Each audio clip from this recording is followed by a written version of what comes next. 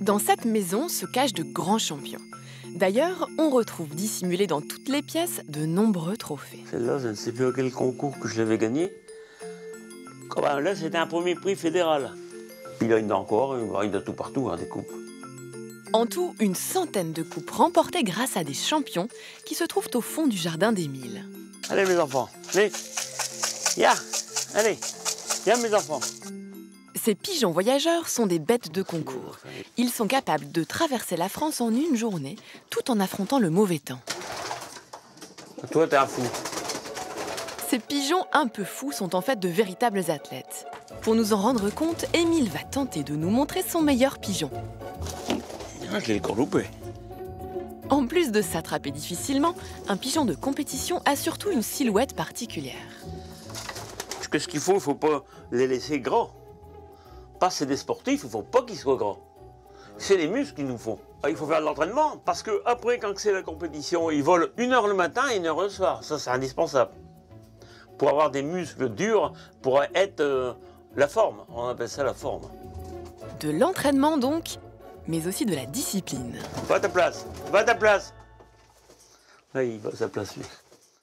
Le principe des compétitions consiste à lâcher des milliers de pigeons concurrents à plusieurs centaines de kilomètres de leur pigeonnier. Le premier arrivé chez lui gagne la course. Et l'arrivée du pigeon, c'est le moment préféré d'Émile. Voilà, je me mets là, souvent c'est ma place ici. Et quand on le voit arriver, c'est magnifique. Hein. Ah ouais, c'est le plus beau de tout. Moi, je me verrais mal jouer aux pigeons si je ne les verrais pas arriver. Ils viennent à une hauteur fantastique, 700-800 mètres d'auteur qu'ils viennent. Hein. Et il faut voir comment ils tombent, comment ils se priment sur la fin. Le cœur, il fait ça quand on les voit arriver. Et on est heureux. Cette passion d'Émile pour les pigeons est née en 1946, juste après la guerre. À cette époque, ce sont surtout les mineurs qui pratiquaient la colombophilie. À être enfermés 8 heures par jour dans la mine, ils avaient trouvé là une passion qui leur permettait de regarder le ciel. Depuis, cette discipline s'est transmise de génération en génération. Comme ici, dans la famille Poteau, José et sa fille Arina sont tous les deux liés par la colombophilie, une véritable histoire de famille. C'est mon père qui était colombophile, mon grand-père maternel aussi. Et puis moi, il y a qu'elle qui a accroché un peu aux pigeons. Mais elle aime ça depuis le temps qu'elle est petite. Hein. Donc, après ça, on l'a dans le sang ou on l'a pas. Hein.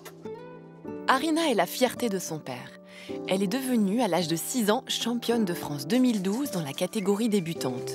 Un titre qu'elle a remporté grâce à son pigeon qui se prénomme Champion.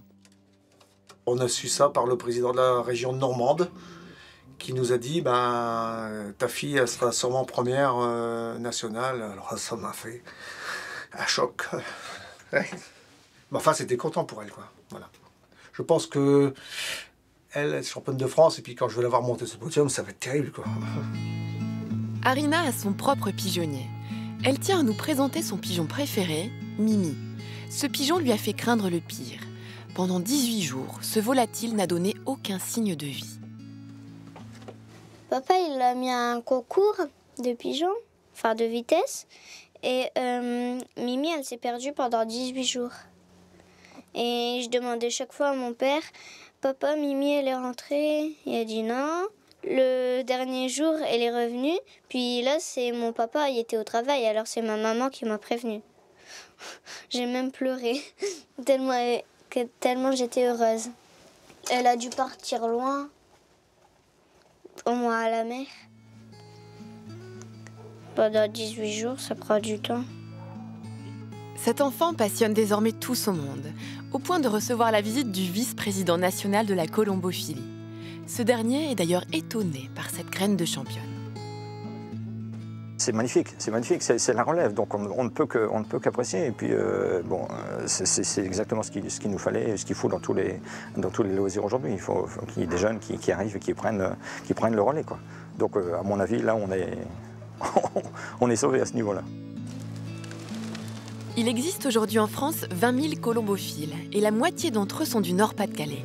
Preuve qu'ici, cette discipline est une véritable religion.